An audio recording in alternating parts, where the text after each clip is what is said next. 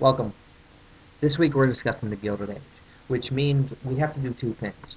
First, we need to figure out why that period of industrial growth happened, the fastest period of growth in the history of the world, with the possible exception of modern day China. We'll get back to you in a couple of years when we know more about the figures on that.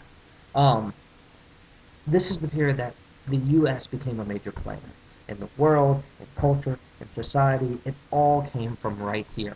So, you're going to read about Rockefeller, you're going to read about Carnegie, you're going to read about industrial growth and problems with the workers and all that.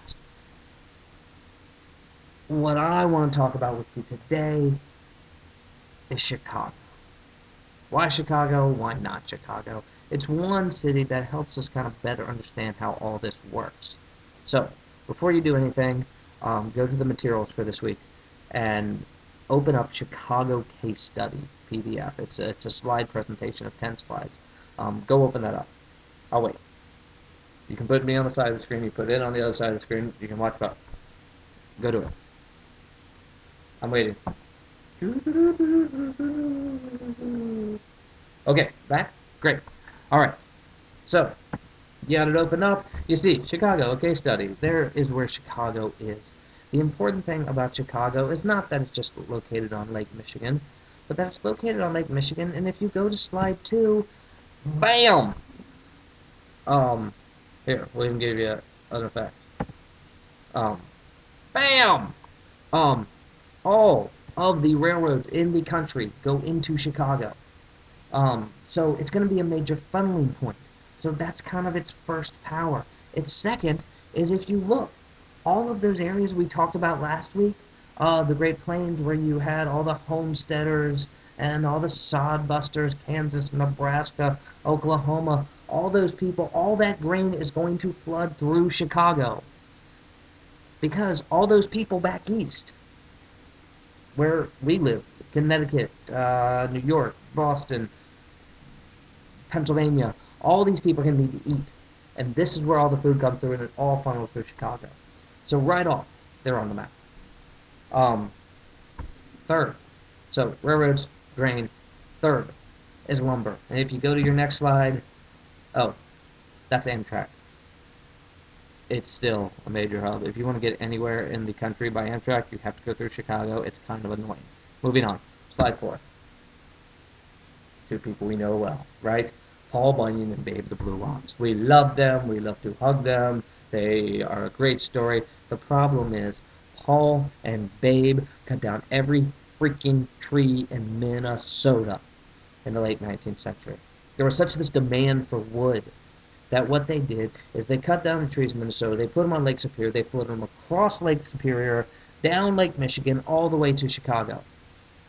No big deal, except for the fact that Minnesota is basically a big chunk of rock with this thin little layer of soil over top, which, once you cut down all the trees, there's no nutrients in the soil and you can't grow anything. Minnesota's become impoverished because of this for years until they grow the trees back, actually.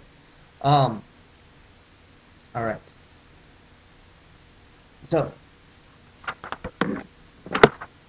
the last kind of section is that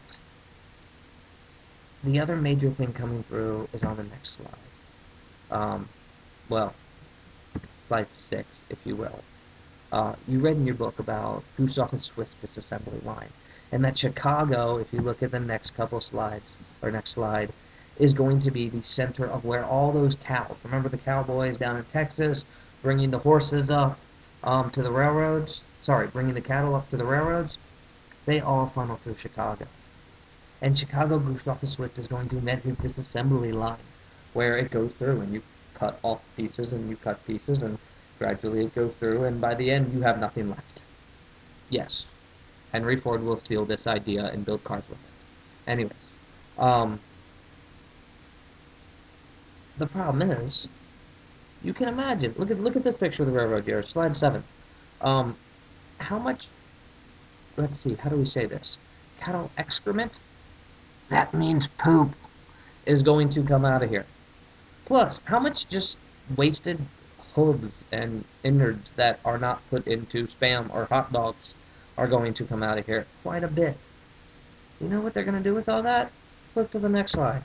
Yeah, Chicago River. They just dump it in there. That's how it works back then. You got all this extra stuff, you just dump it in the river. Well, the other thing we have to remember, though, is that the other major industry, other than the grain coming through, the lumber coming through, the meat processing there, is building the train tracks, building the train cars, building the train engines. This was the major kind of stuff happening in Chicago. And so once they start building this and putting all it through, you can imagine the chemical runoff that is going to be in this process. Guess where it goes? In the river. Beyond that, this is Chicago. This is a new city. They built this amazing, elaborate underground sewage system. I mean, it really is. It's blowing everybody away. Guess where the sewage system runs? Into the river. Okay, so let's see. Human excrement, leftover cow parts, industrial waste from all those factories, all going into the river. River flows out into Lake Michigan. Normally this would be fine. New York did it. It was fine. Flew out to sea. Problem is, Lake Michigan has a lot of wind. And the wind is going to swirl in such a way that all that stuff is going to come right back on shore along Chicago. Chicago will be rampant with cholera, typhoid, and according to one observer, the foulest smells imaginable. Fair enough. All right. They don't know what to do. 1867. They realize early what's happening. So they run a sewage line 2 miles out into the lake. This didn't work. Everything still blew back in. But it was an attempt. 1883 epidemics are going to kill 1,500 people. 1890 through 92, 3 years, 3,500 people will die from typhoid. Typhoid is when there is too many foulness in the water, and the city just becomes sick from how dirty the city is. Let's leave it there. So instead of trying to, they could regulate it. They could regulate the dumping. They could clean it up. This is what they do. They hire in 1900 a guy named Rudolph Herring. Rudolph Herring, stick with me, dug a 28-mile canal from the mouth of the Chicago River over into a tributary of the Mississippi River. He dug a 28-mile canal that reversed the flow of the river. The river did flow down in to Lake Michigan.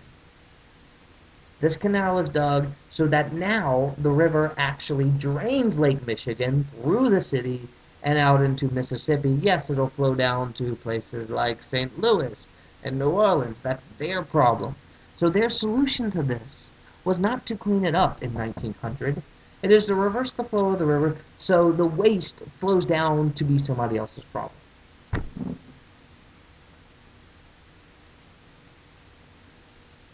This is one of the stories of the 19th century industrial age.